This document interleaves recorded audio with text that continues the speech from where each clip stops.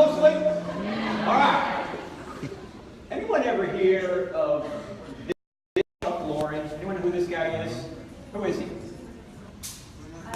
He's a producer of 2.5 Men, Moms, like he even has something with Modern Family. Big Bang Theory, all of these different sitcoms, he is the producer for. Now, I don't know this man's religious beliefs, but at the end of every one of these sitcoms, he puts up a statement of some kind. And the only way you can read this statement is if you have a DVR, because it's only up there for about 3 seconds. So you've got to tape it, freeze it, and then read it. I came across this one recently. Check this out. In no particular order, I could not or would not exist without air, food, water, gravity, tides, the moon, the sun, night, civilization, the laws of physics, the laws of thermodynamics, the law of the land, ancestors having sex, DNA, viruses, bacteria, plants, animals, oceans, ice caps, the kindness of strangers, the Big Bang, familial bonds, smart people, brave people, memory, medicine, the periodic table of elements, tribal instincts, magnetic fields, weather, Earth's molten core, a rotating Earth, a tilted Earth, tectonic plates, sleep, death, heat, consciousness, evolution, teachers, and the miraculous, self-regulating chemical factory that is my body. Other than that, I like to think of myself as a self-made man. Do you realize how dependent every single one of us are on so many factors that we have no control over? Think about this. He's right about all these things. Do you know that whether or not God exists, you are not the center of the universe. And neither am I. None of us are. Frank, what do you mean? Let me ask you a question. Let's suppose you went out on a long hike somewhere.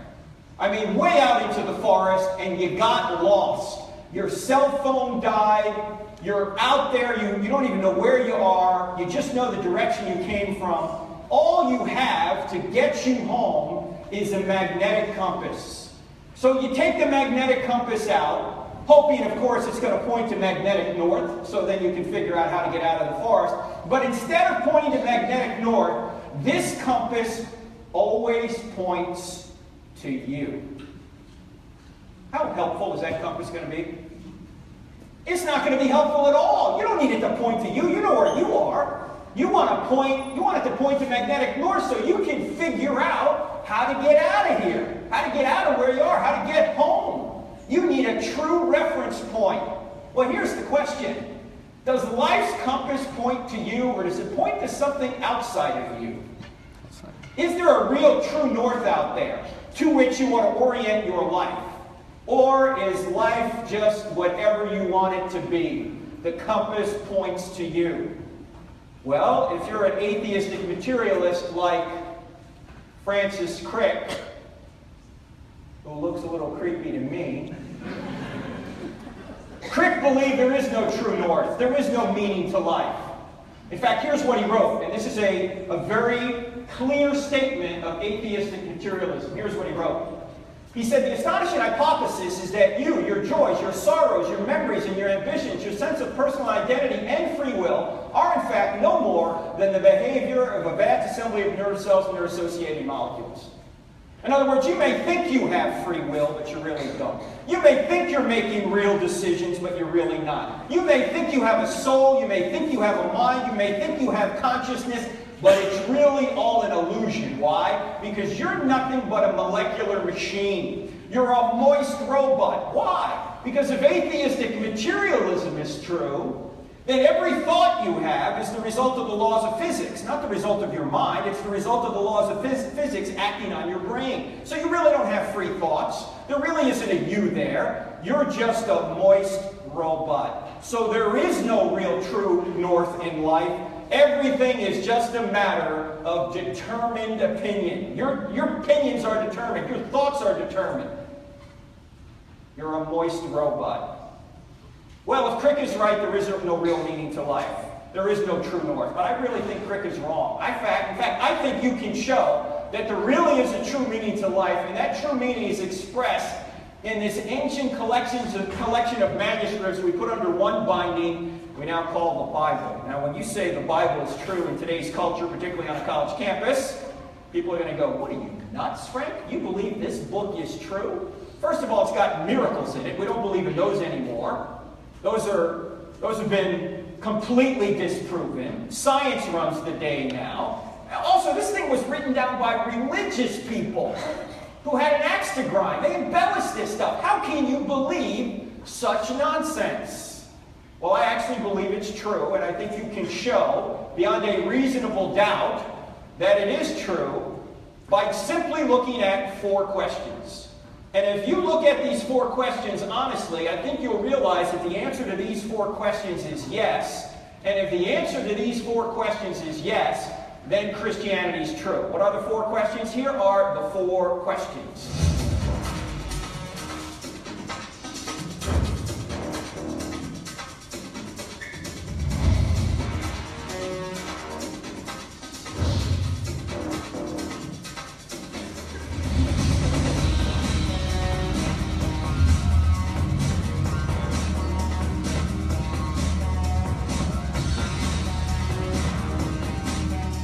Now that is some pretty groovy music, isn't it? Yes, of course. That is actually from our TV show, which is on every Wednesday nights at 9 p.m. and 1 a.m. Here in the Central Time Zone. Of course, it'd be 8 and midnight. DirecTV channel 378. If you don't have DirecTV, it's on Roku. You guys heard of Roku? Roku, if you got Roku, a little box you plug into your TV, and it's NRB TV, same times. And if you don't have DirecTV or Roku, it's on this new thing called the Internet. Have you heard of this? Okay. If you've got the internet, it's on our website, crossexamine.org, at those times. We're also on radio every Saturday morning at 10 a.m. Here it'd be 9 a.m. I know if you're a college student, you don't get up till the crack of noon on Saturday. That's okay. It's podcasted. It's on our app. I'll tell you about it later. And what we do is we present evidence for Christianity and we cross-examine ideas against it. Now, why are these the 4 questions? Truth, God, miracles in the New Testament. Well, if there is no truth, or all truth is relative, or it's just true for you but not for me, then quite obviously the Bible can't be true. Of course, if there is no truth, then any book written by an atheist can't be true either. Right? We're going to deal briefly with that question here tonight. Second question, does God exist? There can't be a word of God if there's no God. If there's no God, you might as well throw the Bible away and every other book that talks about God. But I hope to show you tonight that there really is a spaceless, timeless, immaterial, powerful, moral, personal, intelligent creator who created all things and sustains all things to this very moment. We're going to look at 3 arguments for that being. These arguments are taught in the Bible, but you don't need the Bible to know them. Then and only then can we get to this question, are miracles possible? Obviously the Bible can't be true if there's no truth, no God, or no miracles.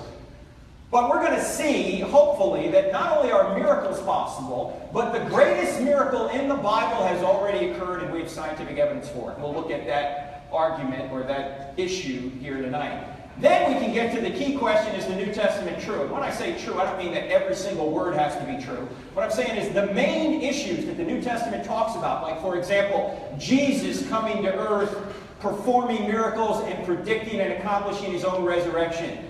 If that's really true, then I think you can make a case that all of Christianity is true.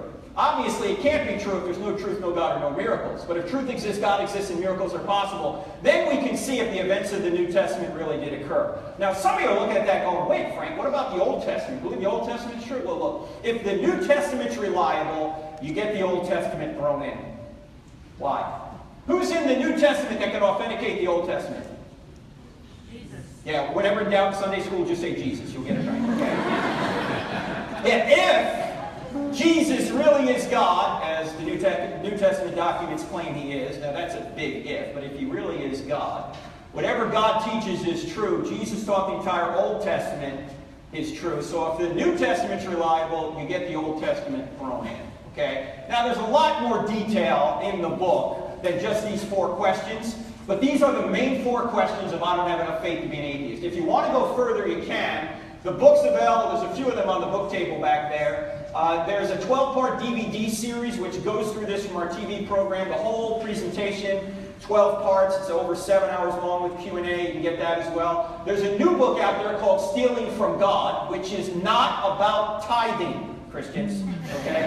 We're going to steal from God about tithing? No. The subtitle is Why Atheists Need God to Make Their Case. I've noticed that frequently when atheists are trying to argue for atheism, they're actually stealing aspects of reality that wouldn't exist unless God existed to say that God doesn't exist. We can maybe get into this during the Q&A, but the point here is they're stealing from God to argue against Him. Now, by the way, if you do get a book or a DVD or something like that, all the proceeds from the sale of the books and the DVDs will go to feed needy children.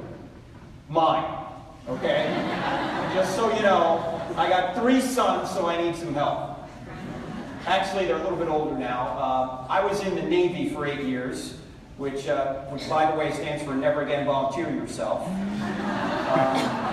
My 2 oldest sons, after they graduated high school and got accepted into college, were thinking, you know, I think I want to, they were saying, Dad, I think I want to go in the military after college. What should I do? I said, well, look, if you want to fight, go Navy. Why? Because wherever there's a problem, we just pull our aircraft carrier up and we take care of it. We don't have to worry about asking permission for runways or any of that. We just bring our own runway, okay? But if you want a nice life, go Air Force. So they went Air Force. The oldest one is an intelligence officer. The second son is a KC-10 pilot. You know what a KC-10 is? It's a big plane that refuels other planes. So what we say about Spencer, our KC-10 pilot son, is we say every day Spencer flies up to 30,000 feet, he sits around, and he passes gas. And he gets paid for it. Every man's dream. If I got paid for passing gas, I'd be a multi-millionaire already. The third son is not in the military, but he is out of the house. He graduated college. They all went to South Carolina. We live in North Carolina. We live near Charlotte. They all went to the University of South Carolina. They're all Gamecocks. You Gamecocks?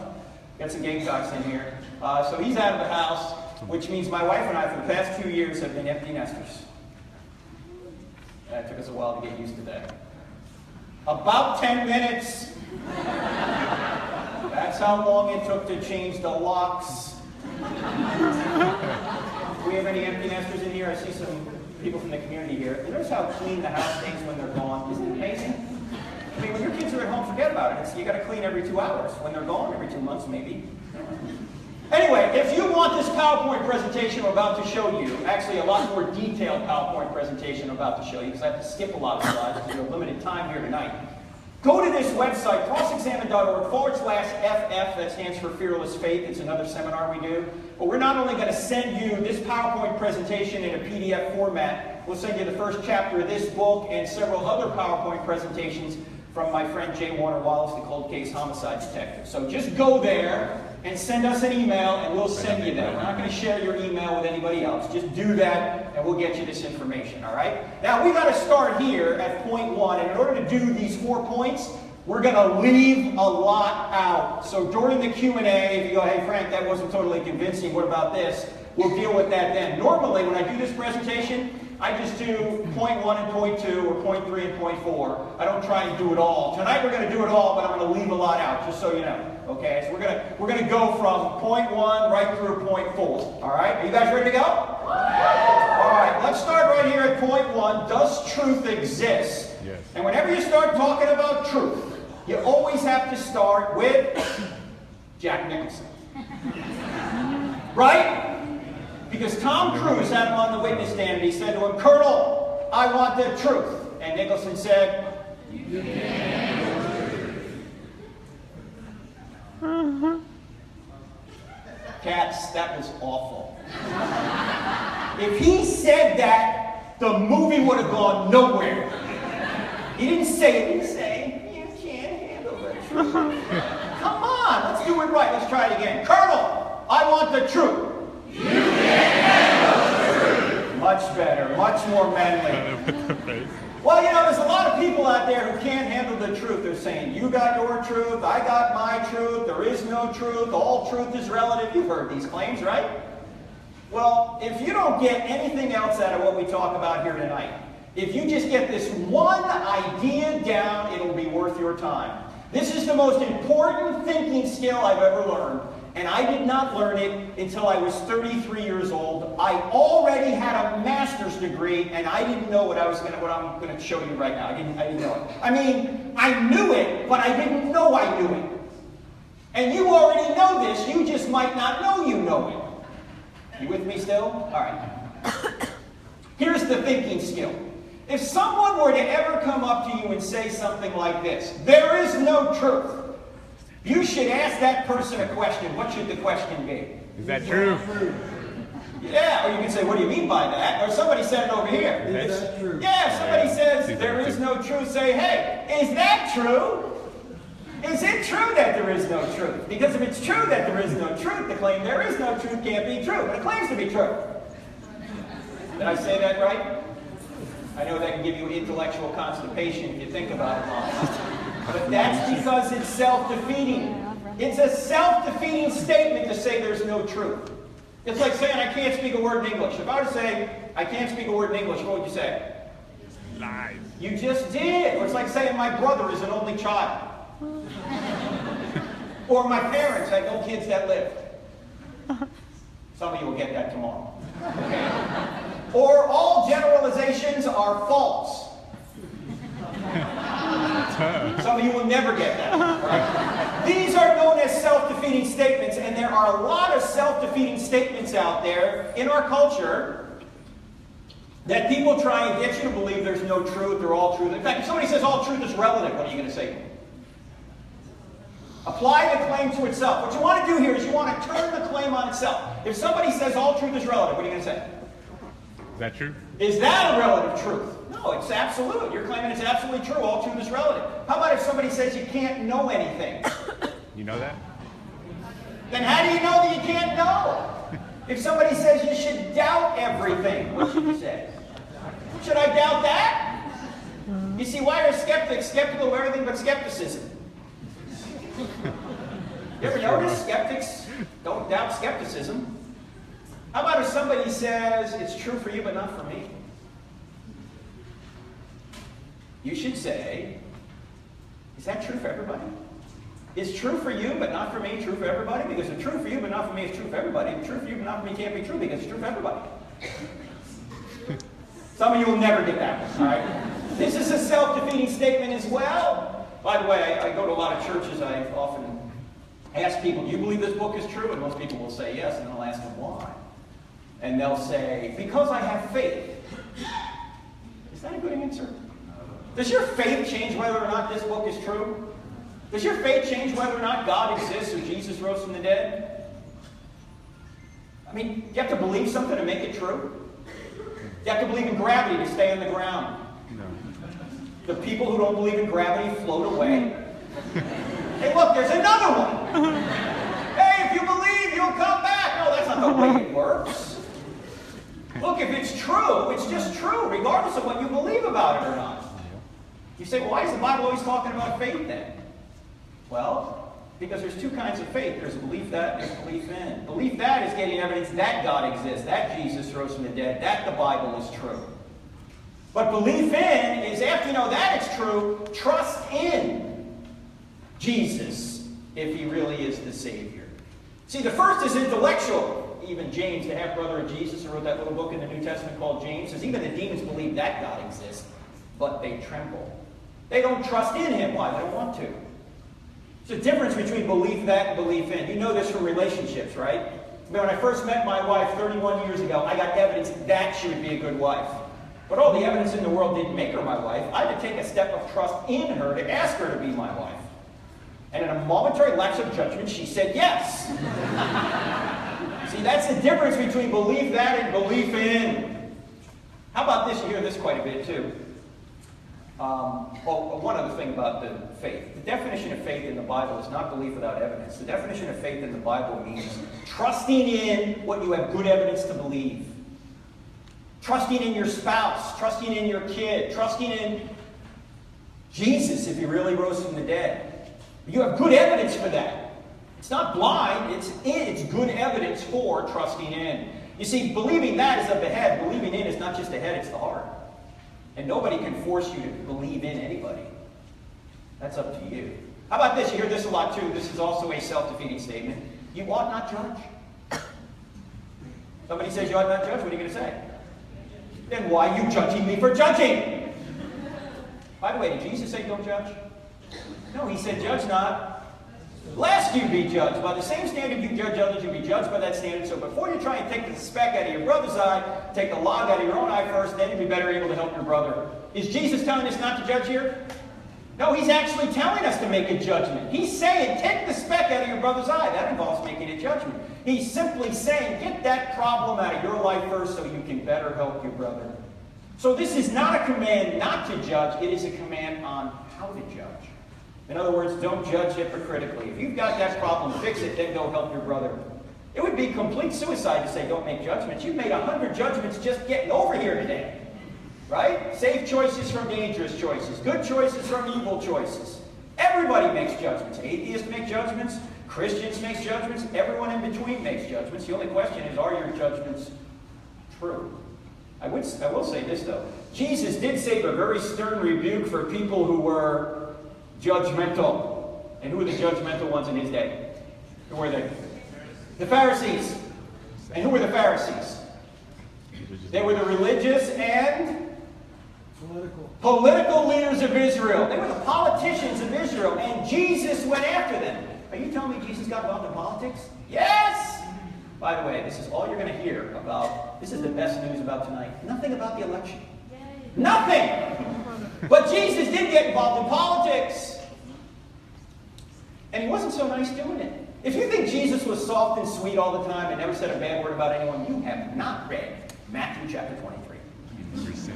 What does he say in Matthew chapter 23 to these religious and political leaders, the Pharisees? He says, woe to you, scribes and Pharisees, you hypocrites! You strain out a gnat, swallow a camel. Oh, you look great on the outside. You're whitewashed tombs, but on the inside, you're full of dead men's bones. You go a mile to make a convert, and once you make him a convert, you make him twice as much a son of hell as you are. How will you avoid being condemned to hell? Sweet and gentle Jesus said this? Yes, Jesus was not Barney. Can't we all just get along, boys and girls? No! He was not Mr. Rogers. Can you say kindness, boys and girls? Well, he is kind most of the time, but he certainly didn't go around saying, this sermon brought to you by the letter E.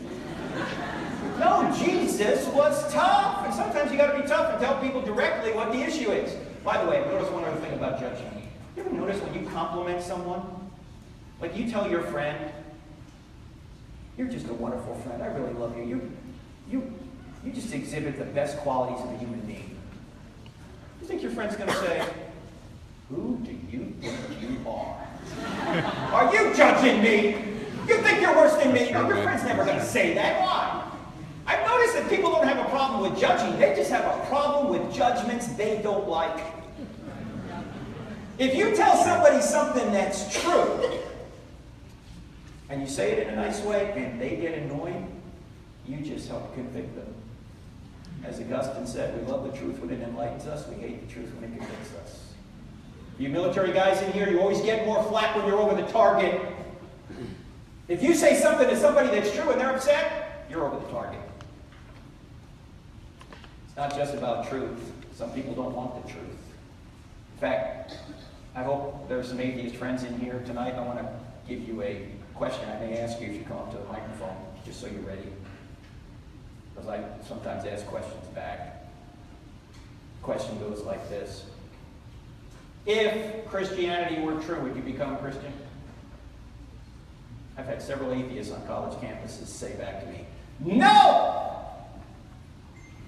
Wait, if it were true, would you become a Christian? No. How's that reasonable? How's that rational? It's not. The issue isn't in the head, the issue's in the heart. They don't want it to be true. Why not? Well, there may be a number of reasons for this, but one of the reasons is, because I've got the same problem half the time, I don't want it to be true because I don't want there to be a God, because I want to be God. You see, I want to do my own thing. In fact, my friend Andy Stanley puts it this way. Most people are not on a truth quest, they're on a happiness quest. And they're going to believe whatever they think is going to make them happy, even if they have to suppress the truth in order to do it. Here's the problem. You can do a lot of things over the short term that will make you happy, but over the long term, it's a disaster. Everyone in here who's over 40 knows what I'm talking about. Right? You tried it your way, and it turned out to be a disaster. So the question is, will you follow the truth where it leads? So there is truth out there. If anyone ever says there is no truth, it's a self-defeating statement. It can't be true. It claims it's true. There is no truth. In fact, let me just summarize this entire section this way. Can everybody see that this particular statement right here shoots itself? Can everybody see that? So now you know that relativism and postmodernism can't be true because they claim it's true that there's no truth. This shoots itself. So there is truth out there. The question is it true that God exists? I mean, we know that truth exists. You wouldn't be coming to college if there was no truth. Why would you be here? Right? You're here to learn truth. So the question now is it true that God exists? And what do I mean by God? I'm talking about a spaceless, timeless, immaterial, powerful, moral, personal, intelligent God, a being who created and sustains all things. And there are three arguments we're going to look at very briefly. This will be brief overall. We could spend an hour or more on this, but we won't spend that long. But we're just going to go over the overview of it. And the first argument is the argument from the beginning of the universe, known as the cosmological argument. Cosmological comes from the Greek word cosmos, which means world or universe. And it says that the universe had a beginning, it must have had a beginner. The second argument is the argument from design, known as the teleological argument. Telos is a Greek word meaning design or purpose. And it says that there's design in the universe and design in life. Say there's design in you, there must be a designer. These two arguments have scientific evidence behind them. The third argument is more philosophical in nature. So it's not a scientific argument, but it's the argument we've all known since we were very small children. And it's the argument from morality known as the moral argument. It says that there's one thing morally wrong out there, there has to be a God. And I'll explain why a little bit later. We've got to start right here at point one, though, or the first argument, the cosmological argument. And this is the argument that many say points back to the big... Now, I know there are some Christians in here going, Frank, you know, we're Christians in here. We don't believe in the Big Bang. You guys don't believe in the Big Bang? I believe in the Big Bang. I just know who banged it. In fact, the evidence for the Big Bang is so good, you even have atheistic scientists admitting this. Like Stephen Hawking says, almost everyone now believes that the universe and time itself had a beginning at the Big Bang. Hawking is admitting that space-time and matter had a beginning out of nothing. Now, he tries to come up with another explanation other than God for this beginning. I think he fails, but he's admitting the data. A Russian cosmologist by the name of Alexander Vilenkin, and by the way, a cosmologist is not somebody that puts on your makeup. It's somebody that studies the origin of the universe. Put it this way. He said, with the proof now in place, cosmologists can no longer hide behind the possibility of a past eternal universe. There is now no escape. They have to face the problem of a cosmic beginning. In fact, a few years ago, Vilenkin went to Hawking's 70th birthday party and gave a paper that said, all the evidence we have to this point shows the universe had a beginning. Now, gave a paper at a birthday party? Yeah, that's what these scientists do. Let's have a party! You bring a paper and read it! That's what they do. I don't know. That'll be fun. A technical paper, yes. Now, this guy, Vilenkin, actually believes there may be a multiverse out there. Have you heard of the multiverse? That there are many universes, and ours just happens to appear to be the one that looks designed, but it really isn't, just by the look of the draw. Turns out, though, what Vilenkin says is even if there is a multiverse out there, and there's no evidence there is, it's speculation, he says, you still need an absolute beginning to the whole show. Well, it seems to me, if that's the case, you don't get rid of the need for a beginner. I'm not even going to go through the evidence for the beginning of the universe. Why? It's not even controversial. As I say, even atheists are admitting it. If you want to see the evidence, get chapter 3 of I Don't Have Enough Faith to Be an Atheist. I'm just going to jump to the bottom line because we have limited time here tonight. Here's the bottom line. If the universe had a beginning, we've got two options. Either no one created something out of nothing, which is the atheistic view, or someone created something out of nothing, which is the theistic view. Now, my only question is this. Which view is more reasonable? That no one created something out of nothing, or that someone created something out of nothing? What do you think? Someone. I was actually at Texas A&M probably about 5 years ago, and I put this up, and one atheist said, "Oh, I think number one is more reasonable." I said, "Number one?" Let's look at number two for a second. Number two says, someone created something out of nothing. Now that's a miracle, right? But at least you got someone. You got a miracle worker. Number one is a miracle with no miracle worker. That's absurd. In fact, I said to the audience at A&M that night, I said, to show you how seriously we all take the law of causality. Oh, by the way, the law of causality does not say everything has a cause. The law of causality says everything that comes to be has a cause. There has to be something that didn't have a cause, something that's eternal, something Aristotle would call the unmoved mover. There has to be an uncaused first cause out there. So I said to the audience that night, I said, to show you how seriously we all take the law of causality, that things don't pop into existence out of nothing, by nothing, without a cause. There is nobody sitting here in this auditorium tonight who is currently worried that as you sit here, a hippopotamus has appeared out of nothing, by nothing, in your dorm room and is currently defecating on your pillow.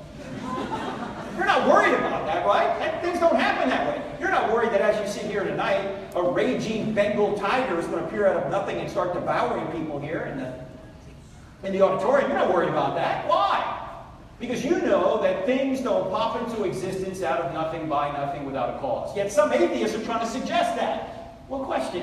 If the whole universe can pop into existence out of nothing, by nothing, without a cause, why doesn't everything do so? Why don't Mercedes-Benzes pop into existence out of nothing, by nothing, without a cause? How about MacBook Pros? Could have saved me $3,000 if I was just a little bit more patient. If you're hungry after this event and you want to have a pizza, does it make sense to go home and order one? Or should you just sit there, wait, and hope one pops into existence out of nothing, by nothing, without cause?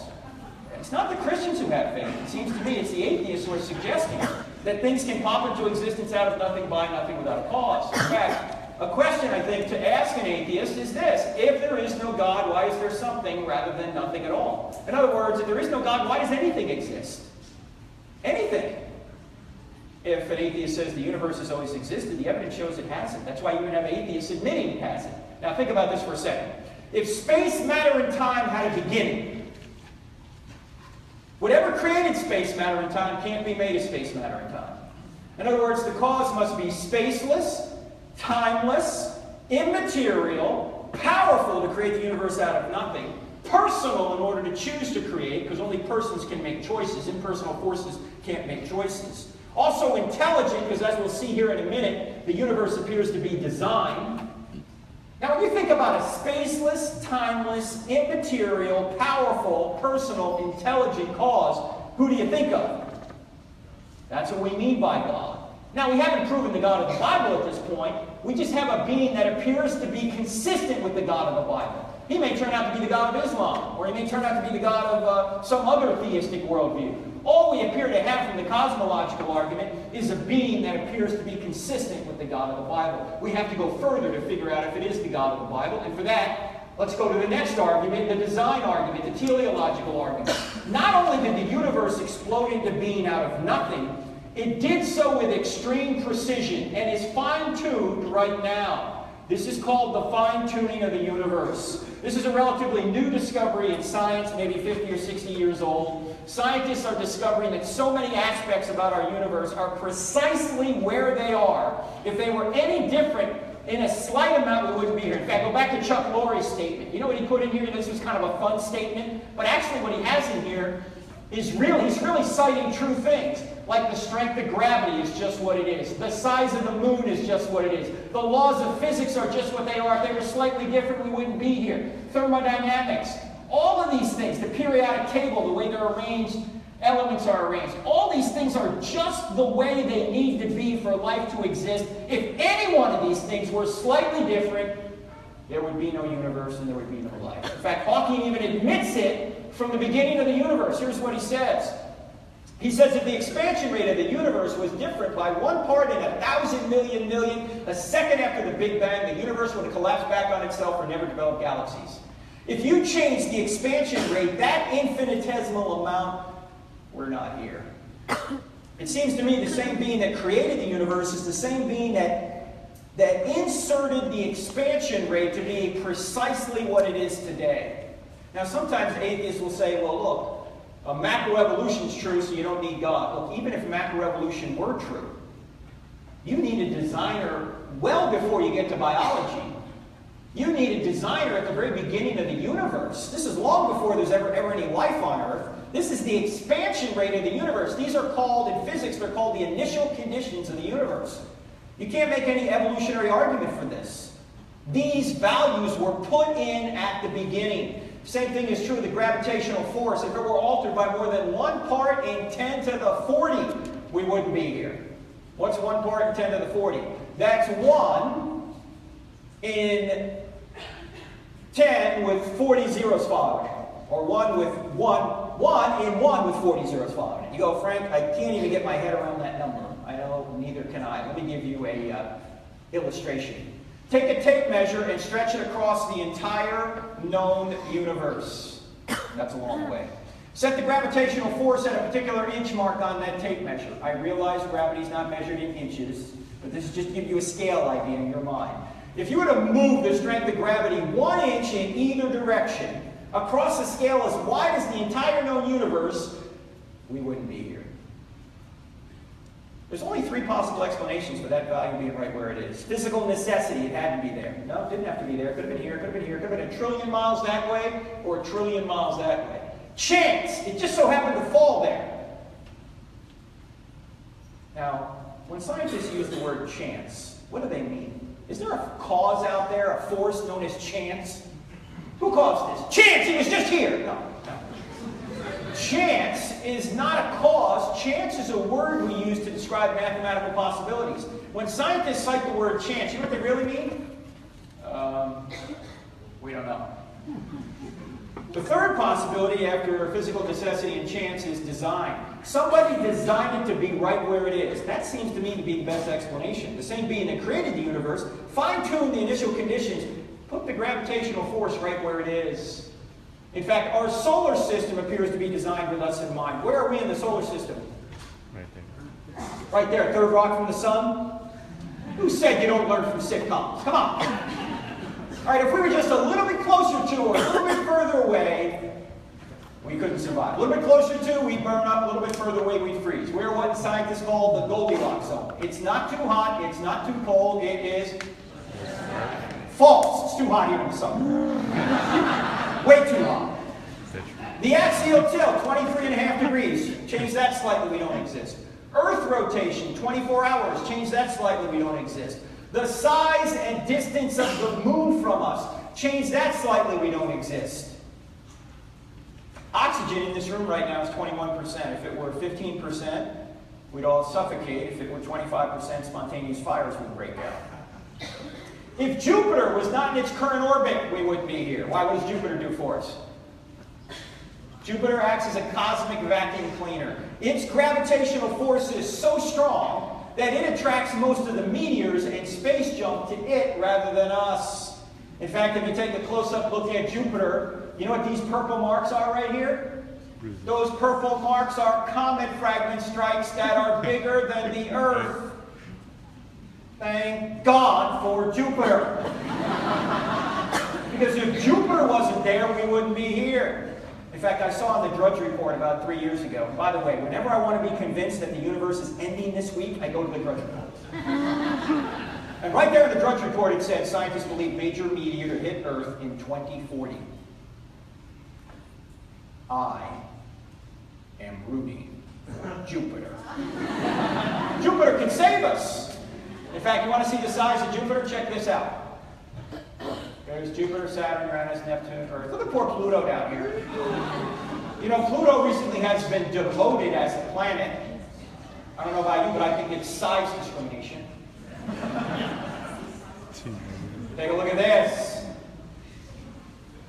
You can hardly see Pluto. It is right there.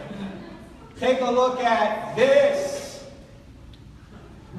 That's Arcturus. That's another star in our galaxy. Here's the sun over here. Jupiter is 1 pixel in size on this scale. Earth is invisible. Pluto? Forget about it. All right, keep an eye on Arcturus here. Where is Arcturus Now, right here, left of the white star Regal, that's Antares. That's another star in our galaxy. That's not outside our galaxy, that's inside our galaxy. The sun is 1 pixel in size on this scale. Jupiter is invisible. Earth, Pluto, forget about them. In fact, if the Earth was the size of a golf ball, Beetlejuice here would be 5 or 6 Empire State Buildings high. The heavens are awesome. This is just in our galaxy. This is not outside our galaxy. This is in our galaxy. In fact, the average distance between stars in our galaxy is 30 trillion miles. All that distance is necessary for us to exist here on Earth. Now, how far is 30 trillion miles? 3 trillion miles. Far. Take you at least 2 tanks of gas and a Toyota Prius to go to 30 trillion miles. Now, I was actually out at the Desert Museum in Tucson, Arizona. This is probably 20 years ago. Anyone here from Tucson or out in Arizona? Out in Arizona, in Tucson,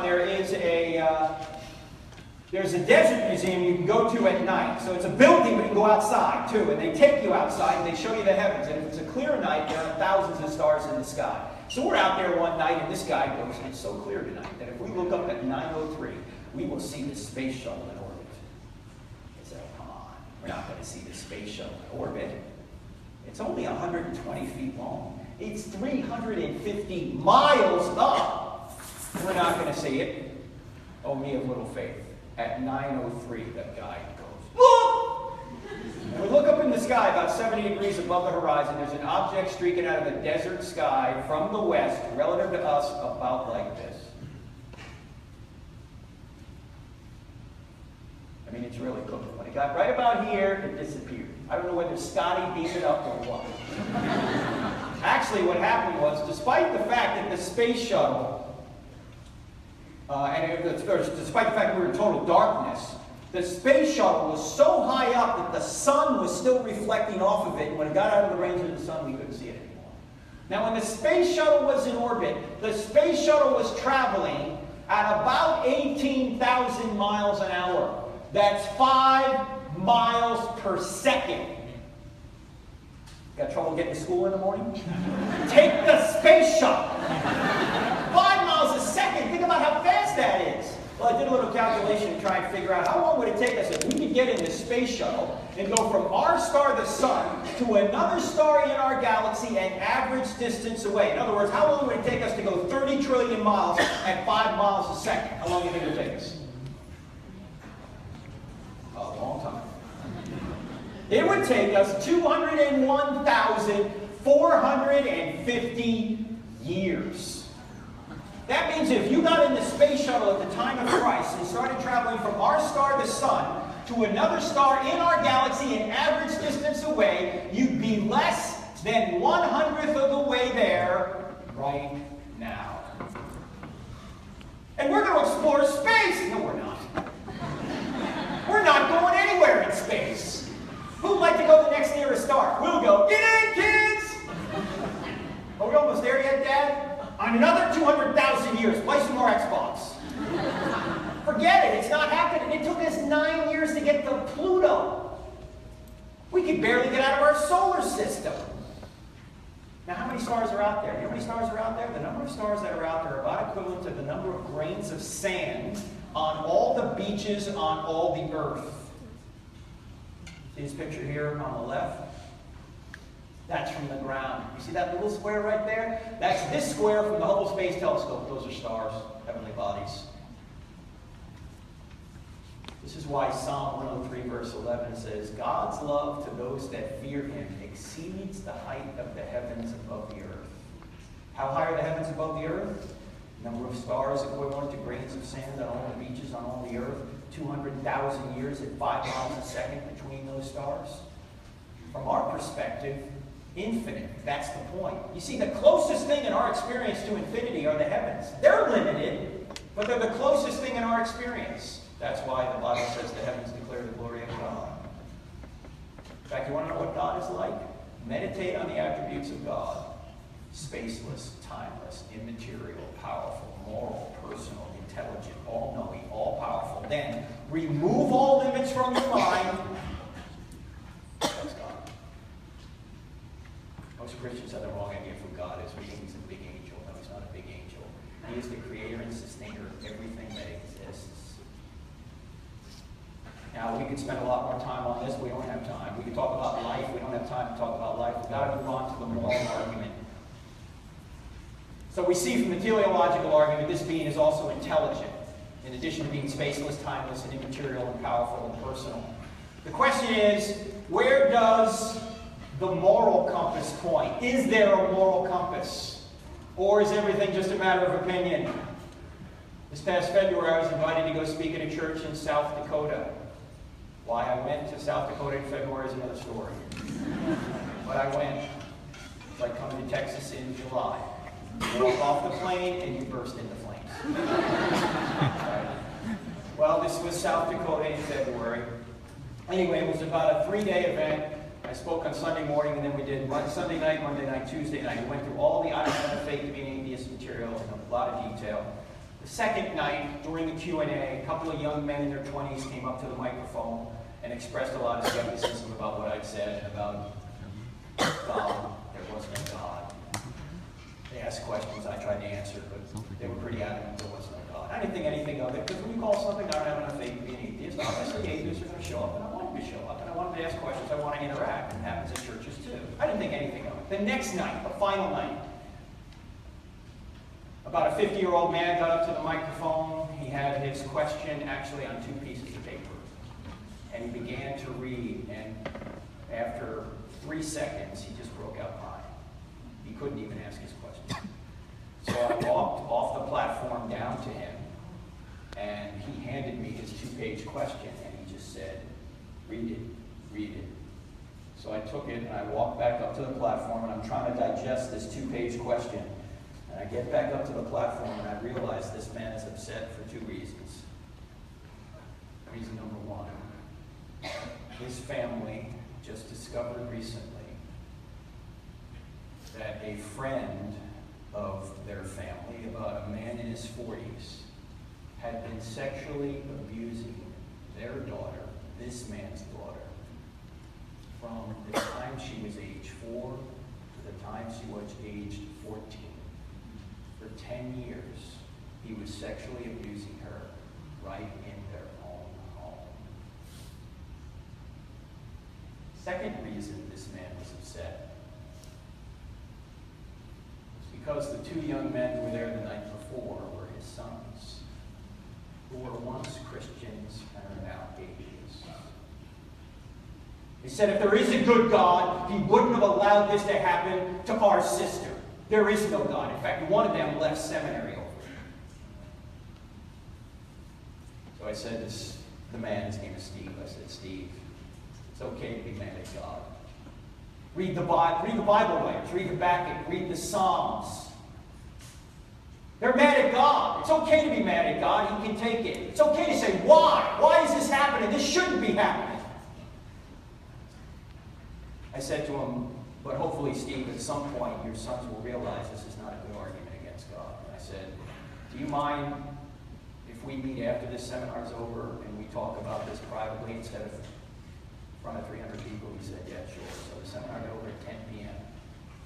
I said to him, Steve, let's go to dinner. So we went to dinner at 10 o'clock. And for an hour and 15 minutes, Steve just unloaded everything that had happened. I was there with the pastor, and Steve was there, and he just told us everything that happened. I kept saying, I can't believe I didn't see this. This man who was in our home was like a brother to me. He always carried his Bible. He was always praying. It's a sham. And now I don't know if I'm ever getting my sons back. What do I do?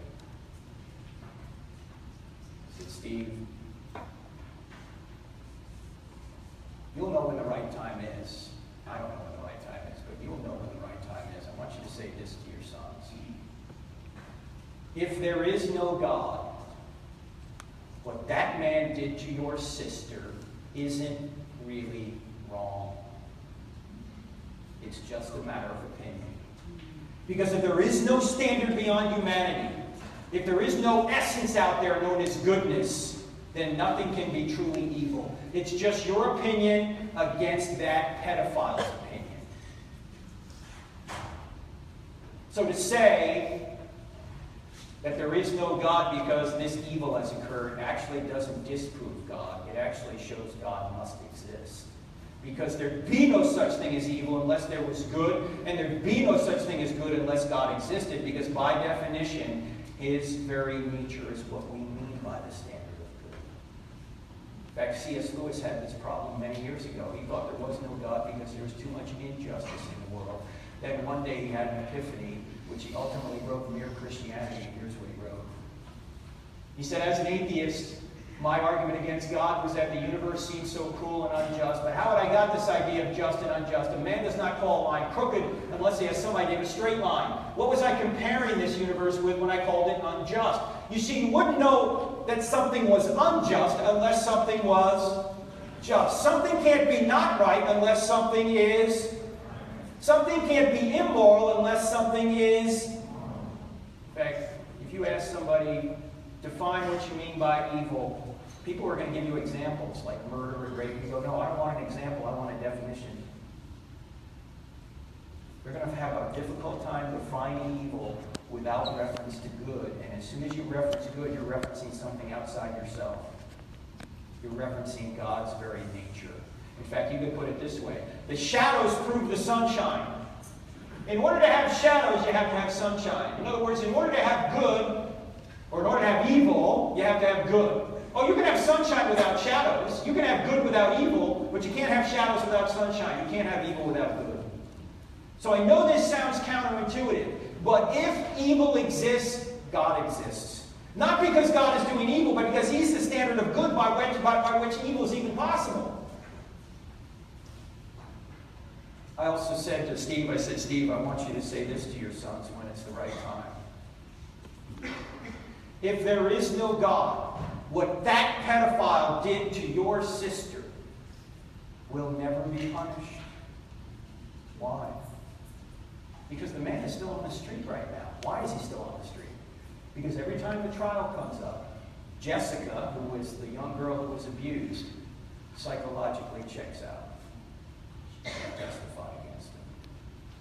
And if she doesn't testify against him, he never goes to jail. So if there is no God, he's not going to get justice here, and he's not going to get it in the afterlife, because if there is no God, there is no afterlife. Do you really believe that's the way the universe is? You're rightfully upset over the great injustice that has been done. Rightfully so. But the reason you're upset is because you know there's been an injustice done. There is no injustice unless there's justice, and there's no justice unless God exists. Now you can ask God, why would he allow it to continue? That's another question. But you can't say he doesn't exist. Because if he doesn't exist, it's not really unjust, and everybody in this room knows it's unjust. Thankfully, Jessica decided she was not going to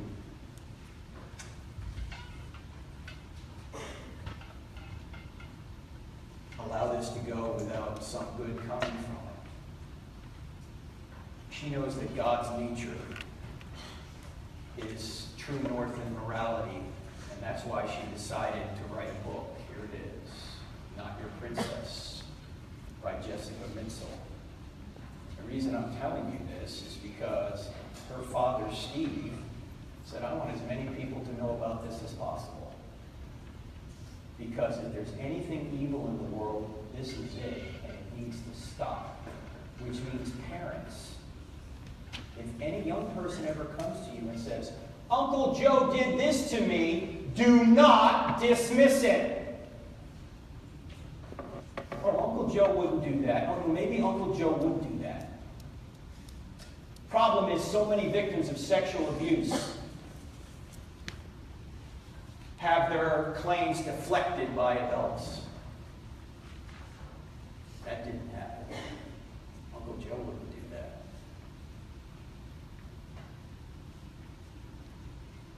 Now, I read about a chapter of this book and couldn't read any more. But if this is evil, and it is, and there's a standard of good, and that standard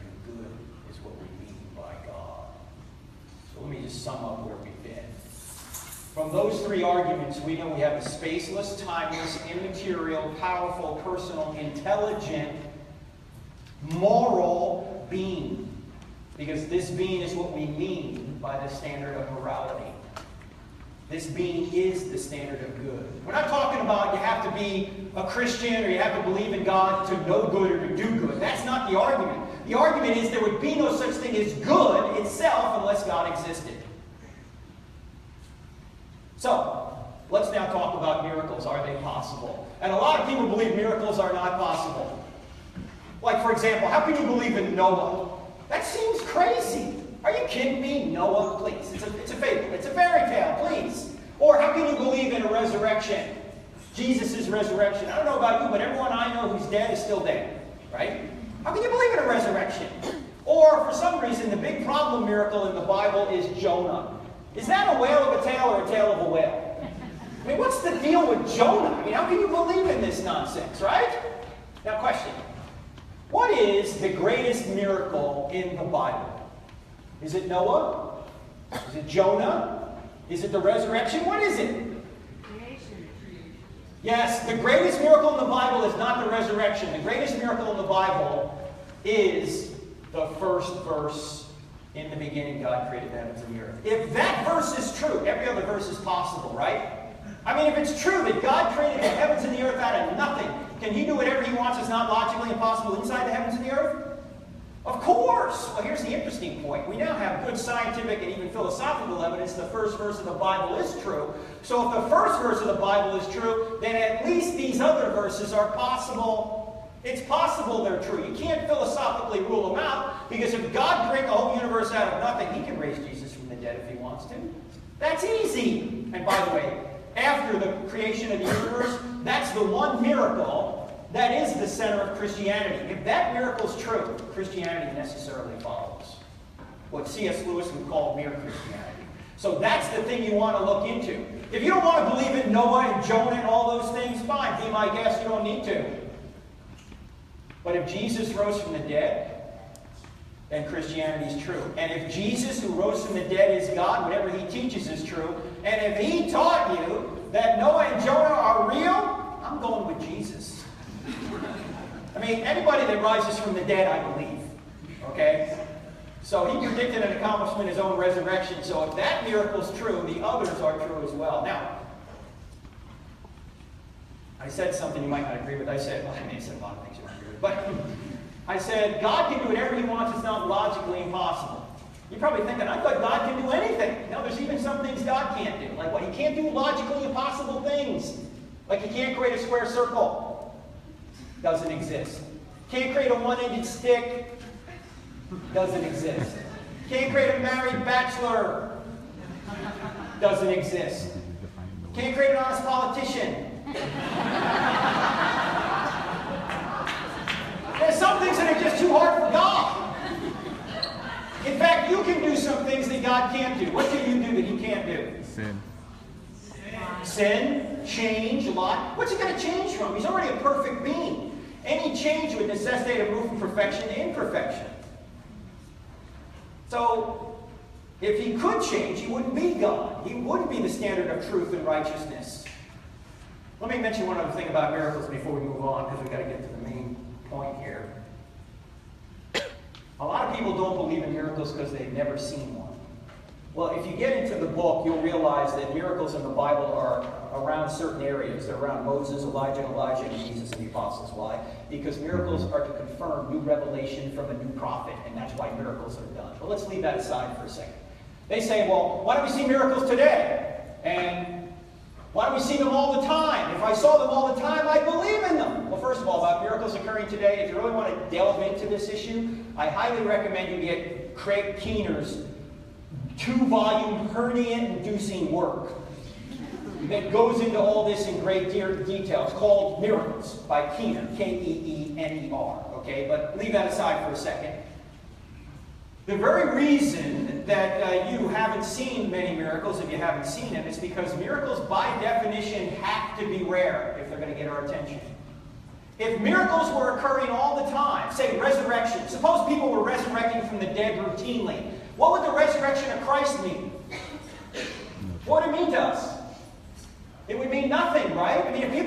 coming up from the dead, if it wasn't a rare event, they wouldn't get our attention. I mean, you go to somebody and you go, Jesus rose from the dead for your sins. And the guy goes, so what? Uncle George just rose from the dead 2 weeks ago. Now I got to give the inheritance back. Come on. No, miracles have to be rare if they're going to get our attention. They can't be regular events. In fact, the only way you can identify a miracle is against the backdrop of regular events. If they were happening all the time, we'd think there's some sort of natural phenomenon. One other thing about miracles, you say, well, you can't overpower a natural law. Natural laws are immutable. Nonsense. I'm overpowering a natural law right now. What is it? Gravity. Gravity. Now, if I can overpower a natural law, can the author of natural laws overpower them? Of course. We overpower natural laws all the time. Now, look, if an agent intervenes, he can overpower natural law. If he decides not to intervene, okay, nature left to itself, the water bottle will go to the ground. But if an agent intervenes, he can intervene and overpower natural law. So, if I can overpower natural law, if you can overpower natural law, can God? Yeah, not a problem. There's more on the book in miracles, but we got to get to the key point. Is the New Testament true? We know the truth exists, God exists, and miracles are possible. I want to give you 6 lines of evidence. We're only going to look at 2 of them briefly, to show you why I think the New Testament writers are telling the truth. They all begin with the letter E. That'll help you remember. First of all, we have early sources. Most, if not all, the New Testament documents are written prior to 70 AD, and the data from those writings is actually much earlier. We have eyewitness details. There are scores of details in the New Testament documents that have proven to be eyewitness details, in the sense that only an eyewitness could know these things. There are embarrassing stories they wouldn't have made up if they were making this up. We'll talk about some of those in a minute. There's also excruciating deaths that these people who are witnesses of this went through. We'll talk about that a little bit as well. There's expected predictions from the Old Testament that say we ought to expect a Messiah coming. Even one prediction which says it should be in the 1st century. Also, there are extra-biblical testimonies out there. Non-Christian sources like Josephus, Tacitus, Suetonius, Thales, Phlegon, these kinds of people who make brief mentions, I should say, of Jesus and the apostles that give the same basic story as the New Testament. But we only have a little bit of time to talk about number 3 and number 4. If you want to get the book, in fact, the book, I don't have enough faith to be an atheist, there's a chapter called The Top 10 Reasons We Know the New Testament Writers Told the Truth, so you can get that. These are also in Stealing from God, the other book. Let's just take a little bit of time and talk about number 3 here, embarrassing stories. It goes like this. Why do we think that this will help us determine whether these writers are telling the truth? If there's something embarrassing to the author or authors, it's probably true, say the historians. Why? Why do they say it's true? Why do you think people would say, well, it's embarrassing? They're not making it up. Why would they say that? No one wants to be embarrassed. Why would you invent embarrassing details about yourself? In fact, let me put it this way. How many people in here have ever lied to make yourself look good? If you don't have your hand up right now, you're lying to make yourself look good, and we know you're lying. Right? It's not working. All right, how many people in here have ever lied to make yourself look bad? You don't lie to make yourself look bad unless you're a pool shark. You may do it temporarily or something like that, right? Well, it turns out the New Testament writers, if they were inventing this, they lied to make themselves look bad. Why would they do that? The embarrassing stories throughout the New Testament seem to be authentic because they never would have invented these things. That's why we say, duh, they're not making this up. Let me just give you a few examples.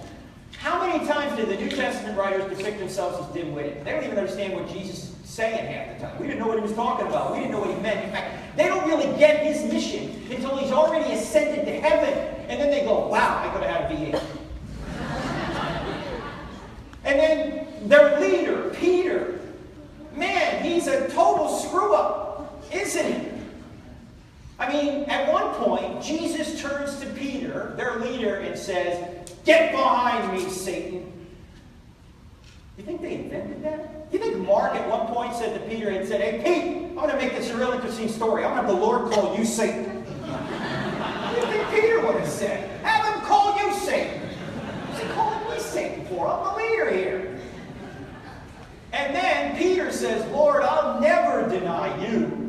What does he wind up doing? He winds up denying him 3 times. And then a little bit later, Paul, in Galatians chapter 2, has to correct Peter for being wrong about theology. Do you think they invented that?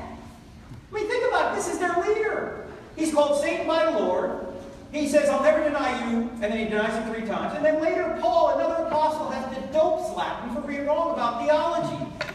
This is not an invented story. And then at the crucifixion, the disciples run away. This is like a Monty Python movie. Run away! Oh, they all run away. And who are the brave ones? Who are the brave ones, ladies? The women. The women are the brave ones. Now, who wrote this down? Men. Now, what man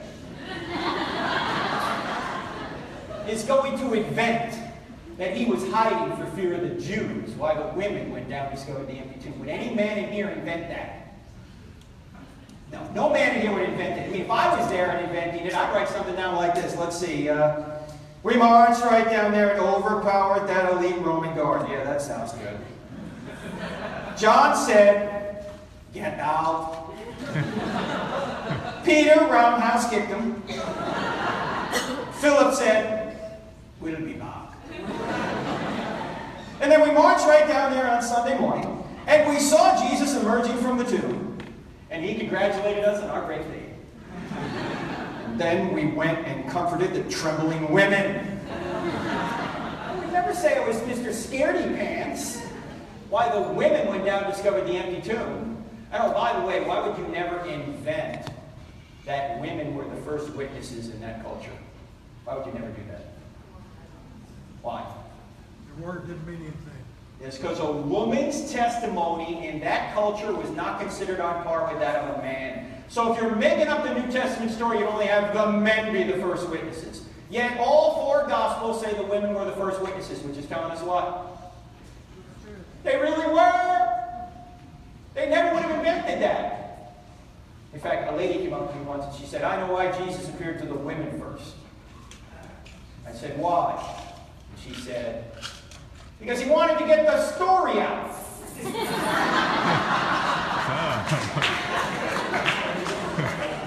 I said, that is an excellent point. I had not thought of that.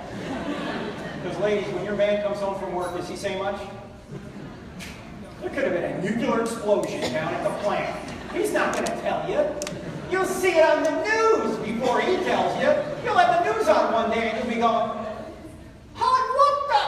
Oh yeah, I forgot to tell you. The nuke blew up last week and I've been red hot for like 3 days. I was going to tell you by now. He's not going to tell you. Also, if you notice, Jesus has 2 prostitutes in his bloodline. Who are the prostitutes? Rahab and Tamar. Do you think Matthew and Luke got together at one point and said, you know what, I really think we need to spice up the Messiah's bloodline a little bit. Let's put a couple of prostitutes in here. That'll make things a lot better. No. In fact, you know there are 5 stated women in Jesus' bloodline, and 4 of them aren't even Jews. The only Jew is Mary. Everybody else, you got Rahab, Tamar, Ruth, who's a Moabitess, and then you got Bathsheba. And when the writer gets to Bathsheba's name in the genealogy, he doesn't say Bathsheba. What does he say? Uriah's wife. Ooh, that's a slam. He's telling the truth, but it's a slam. Why? Because who was Uriah? The husband of Bathsheba, whom David had killed so he could have Bathsheba. This is not flattering. It's embarrassing. But they're telling the truth. They wouldn't have invented it. You want the ultimate no-spin zone? Here it is. In fact, there's a lot of bad people in the genealogy. Judah, from where we get the term Jew from. Judah, not a good guy. David, a man after God's own heart, but he's a liar, adulterer, and a murderer. Gee, I guess there's hope for the rest of us. Bathsheba. There are several people in there who are Olympic quality sinners. They get gold medals in sinning. But they're there. Why? Because they're just telling the truth, as embarrassing as it is. Now, embarrassing stories alone doesn't tell you that the New Testament documents are telling the truth. But when you add them to these other evidences, you realize this is very good evidence. They're not making this up. In fact, let's look at the next one. The next one is excruciating deaths. This is a painting, a Caravaggio of Peter being crucified upside down. We don't know if he actually was crucified upside down, but we know. In fact, Christians are often saying, well, 11 out of the 12 died. We have good evidence that 6 out of the 11 died. Judas hung himself. But, we're not sure about the other 5, but we have no evidence from the ancient world that any apostle ever recanted. We have good evidence that about 6 of them did martyr themselves, or were martyred, I should say. And Peter is one of them. Now think about this. These were all Jews. In fact, out of all the writers of the New Testament, every one of them is a Jew, except for Luke. Everyone else is a Jew. And before Jesus comes, let's look at their beliefs before Jesus shows up. Before and after he shows up. Before and after the resurrection. Before, they're believing in animal sacrifice. They're slaying all sorts of lambs and other animals to Yahweh for hundreds of years. And then suddenly Jesus shows up and they do away with all that. Why? We don't need to slay these lambs anymore because here's the Lamb of God who takes away the sins of the world. Before they believed in the binding law of Moses. Afterwards, they say Christ's life has fulfilled the binding law of Moses. In fact, Jesus himself does away with the dietary laws in Mark chapter 7. Before they believed in strict monotheism. Afterwards, they're believing in a Trinity. 3 persons in one divine essence. Yes, I know the Trinity is hinted at in the Old Testament, but it's much clearer in the New. Before they believed in the Sabbath, in fact, they thought they could be stoned for not obeying the Sabbath. Afterwards, they're worshiping on Sunday. And Paul even says in Colossians chapter 2, don't let anyone ever tell you have to obey any Sabbath day. Why do they not observe the Sabbath anymore? Because Jesus is the Sabbath. Jesus is the rest. In fact, out of the 10 commandments, 9 of them are repeated in the New Testament. There's only one that isn't. Which one? Sabbath. Keep holy the Sabbath. Because Jesus is the Sabbath. Before they believed in his conquering Messiah, afterwards a sacrificial Messiah. Before they believed in circumcision, afterwards they believed in baptism and communion. Now question. What would have caused these pious Jews, who thought they were God's chosen people, to abandon everything on the left and adopt everything on the right virtually overnight? What would have caused them to do this? They're Jews! The only thing I can think of is what psychologists call an impact event. What's an impact event? An impact event is an event that occurs in your life that is so dramatic that it can change your perspective 180 degrees immediately. Impact events are so dramatic, you'll remember an impact event for 10, 20, 30, 40, 50 years if you're old enough. You might not remember what you had for breakfast this morning, but that impact event you'll remember. There's only a few people in this room that can answer this question, because most of us are students, but there may be a couple in here. I'm going to ask you anyway. Can anybody in here, if you can remember where you were November 22nd, 1963, raise your hand. Raise your hand. See these people over here? Look at these people with their hands up. Ladies and gentlemen, see these people with their hands up? These people are very old.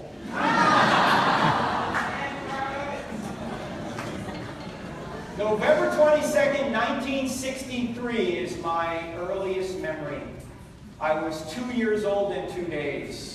I'm standing in the living room as a toddler. My mother is sitting on an ottoman in front of a black and white TV, weeping uncontrollably. They killed the president. They killed the president. I can still see her crying right now. President Kennedy assassinated that day. I can see her when she was 26 years old, like she was sitting there right now. She's 78 today, but I can see her when she was 26. Clear as a bell right now. Impact event. My earliest memory. Where were you when the second plane hit the tower? Some of you were old enough. Some of you were 3 years old, 4 years old, 5 years old. You remember something about that day? I was on the phone that early Tuesday morning. I had the TV on behind me in my home office, and I was talking to a pastor in Charlotte, and we were trying to figure out what the topic would be. I was going to speak at his church. And I said, "You got the TV on?" He goes, "Yeah." maybe a Cessna at the World Trade Tower. Suddenly, he screams into the phone. The second tower just got hit. I turned around, I looked at the TV, the second tower was on fire. I said, you saw that? Yeah, what did it get hit by? It got hit by not a Cessna, like a United plane. It was a passenger plane. It flew right in there and exploded. I said, really? You just saw it? It was on live TV. I said, look, let me call you back. I'll on the phone. For some reason that morning I had CNN on. Communist News Network. And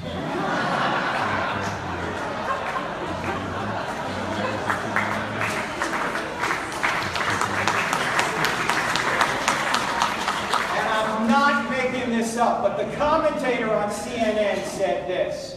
One has to think there's some sort of navigational error here. Navigational error?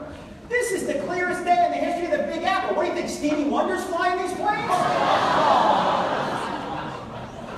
Come on! This is terrorism. I called that pastor the next day. I said, we're going to come to your church and talk about radical Islam, because that's what this is about. Now, 9/11 was over 15 years ago, and everybody in here who's old enough can remember something about that day. But if I were to ask you, what were you doing 15 days ago? Some of you 15 hours ago. You're going to go, I don't know, look at my phone. What was I doing that day? Why can you remember something from 15 years ago but not 15 days ago? Impact event. Do you think a resurrection would have been an impact event? Do you think if this man predicted and really accomplished his resurrection, he came out of the tomb in the same body he went in the tomb with, do you think that would have caused them to abandon everything on the left and adopt everything on the right? That's the only thing I can think about that they would do that for. Why would they? They already were God's chosen people. They already were Jews who thought they were God's chosen people. In fact, what did the New Testament writers have to gain by making up a new religion? What did these Jews get by making up a new religion? What did they get? Hey, we're going to start a new religion. We are? Yeah. What's it going to get us? Well, first we get kicked out of the synagogue, and then we get beaten, tortured, and killed. Well, sign me up! You know, what a great idea. Why have we thought of this earlier? No, I don't think so.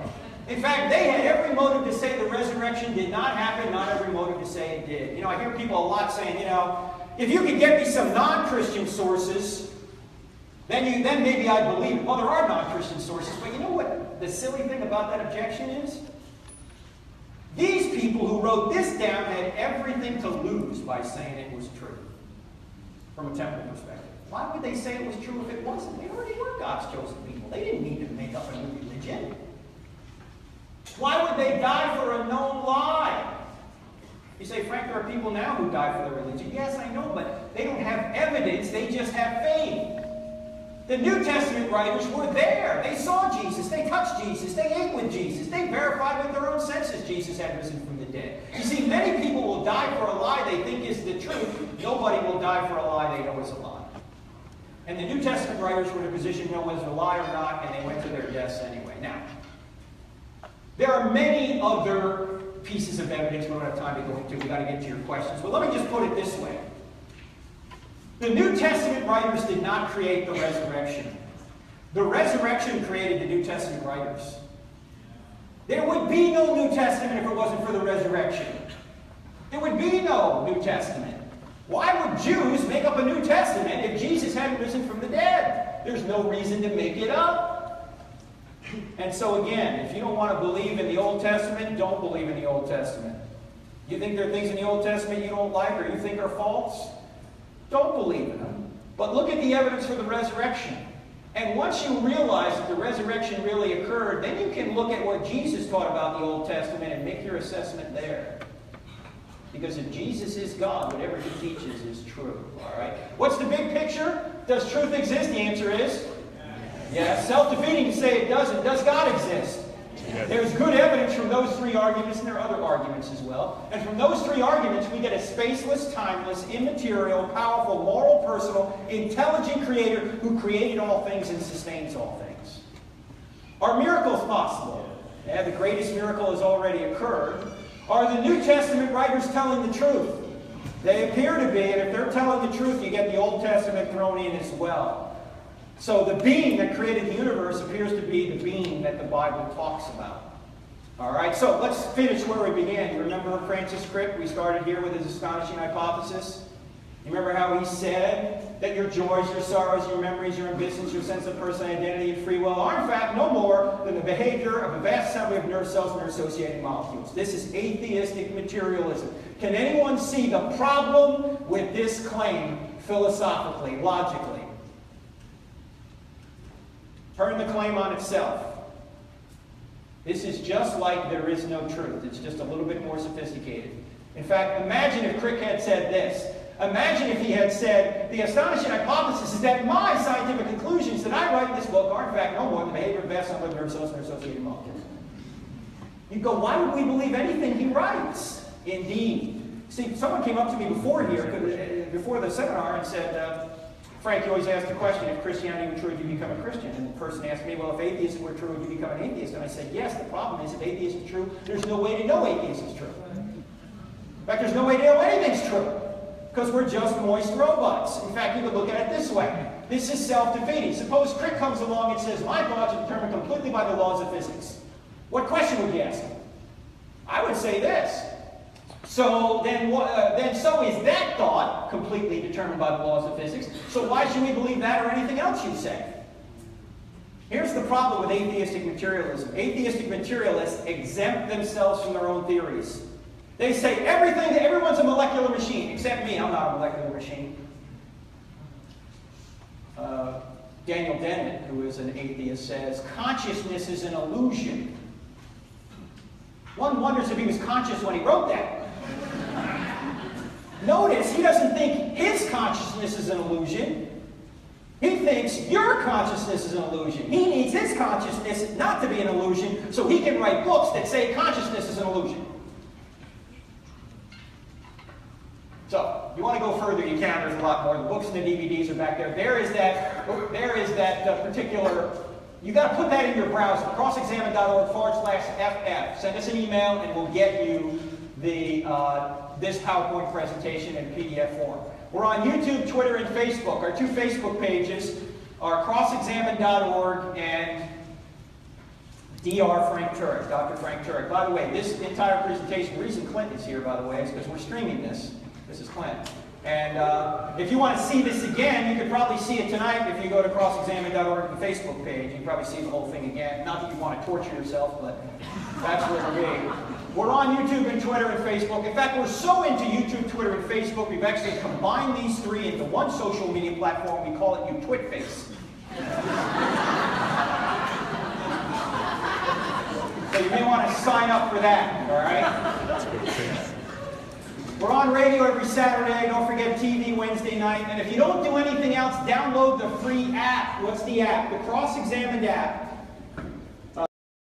10,000 downloads already. And what it has on it is our TV show streaming, our radio program is podcasted, so you can listen to it anytime you want right off the app. And it also has a quick answer section with the most common objections to Christianity and answers to them. So you can be sitting at lunch with a friend of yours who brings up an objection about Christianity and you're not quite sure how to answer it. All you need to do is to take out your iPhone, your Droid, or if you're one of the 7 people in the world with a Windows phone, we have it working for that as well. And then as the person is talking, you can go,